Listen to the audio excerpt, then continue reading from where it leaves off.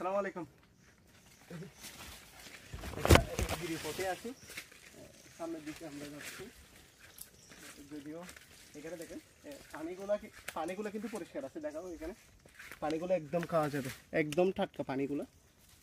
এখানে কোনো ভেজাল নাই পানিগুলোতে।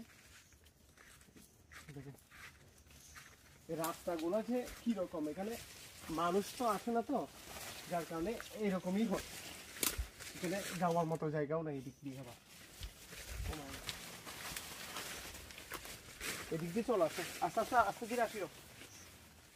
দেখো আপনারা এখানে কি দুর্গম ভাই। এগুলো আপনারা যেগুলো দেখতে পাচ্ছেন এগুলো হচ্ছে বেত গাছ। এখানে জলপাই একাশি গাছ থেকে শুরু করে এইখানে এই যে বাঁশ বাগান আছে। বাঁশ না, আপনারা যে কথা যে বাঁশ দেন, এই যে বাঁশ দেখছেন এখানে উৎপাদন হয়, প্রচুর পরিমাণে বাঁশ উৎপাদন হয়। আপনারা চলে আসবেন আমার সাথে। এইরকম যদি সুন্দর দৃশ্য উপভোগ করতে চান, গ্রামের সৌন্দর্য উপভোগ করতে চান, আপনারা আমার সাথে এরকম জায়গাতে চলে আসবেন। দেখুন প্রচুর পরিমাণে এখানে কিন্তু সুন্দর সুন্দর গাছ হচ্ছে।